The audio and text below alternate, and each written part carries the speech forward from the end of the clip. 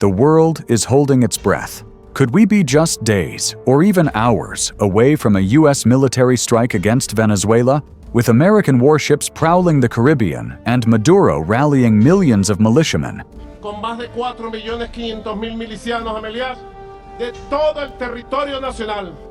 Milicias preparadas, activadas y armadas. The tension is reaching explosive levels. The question many are asking right now, will Donald Trump actually order an attack to bring down Nicolás Maduro? And if he does, what would that operation look like? Today, we'll dive deep into a question that keeps coming up. Is Trump preparing for war with Venezuela, or is this all a high-stakes game of pressure and intimidation? Earlier this year, Trump branded Venezuelan criminal networks as foreign terrorist organizations. Then, in August, he doubled the bounty on Maduro's head to an astonishing $50 million, the same level once offered for Saddam Hussein and Osama bin Laden. Now, reports confirm that 3 U.S. guided missile destroyers, supported by nuclear submarines and an amphibious assault force of thousands of Marines, are stationed alarmingly close to Venezuelan shores. Maduro's response? The dictator claims to have mobilized over 4.5 million civilian militiamen while placing his armed forces on high alert. Trump has always prided himself on never starting a war. His motto is peace through strength, preferring swift, decisive actions over drawn-out conflicts. But with Maduro openly defying Washington and narco-terrorism being a flagship cause of Trump's policy, the question is unavoidable. Would he really gamble on a full-scale confrontation? Scenario 1. The show of force. Most likely. The first and most probable scenario is that no invasion actually happens. Instead, the U.S. keeps its warships offshore as a floating threat. Naval patrols tighten, sanctions intensify, and maritime interdictions cut off smuggling routes.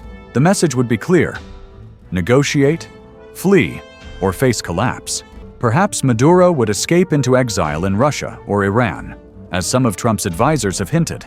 In this situation, U.S. destroyers armed with Tomahawk cruise missiles patrol international waters, while surveillance aircraft like the P-8 Poseidon sweep the skies, intercepting communications. Venezuela, meanwhile, remains on edge, its forces locked in defensive positions, knowing a single miscalculation could spark an exchange of fire.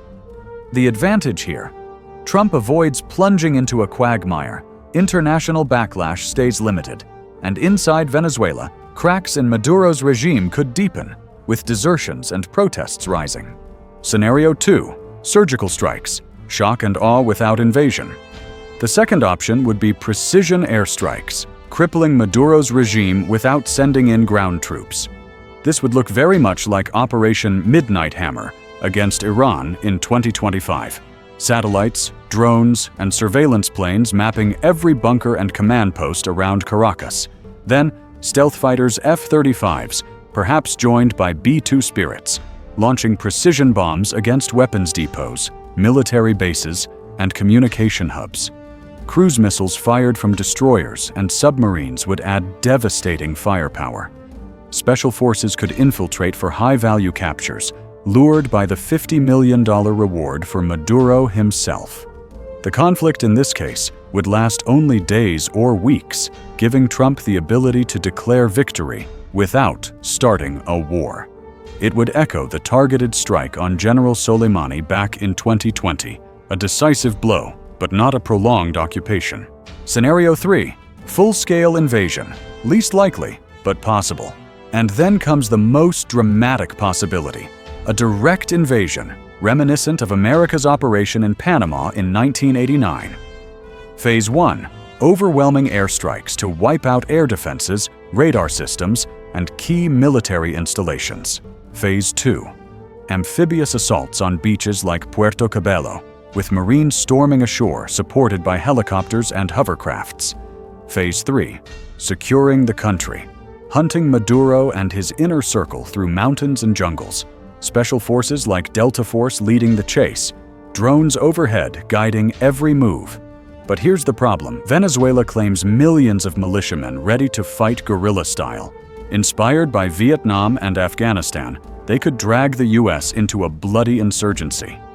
Yet the reality is that Maduro's support base is fragile. and many of these militiamen have little to no training.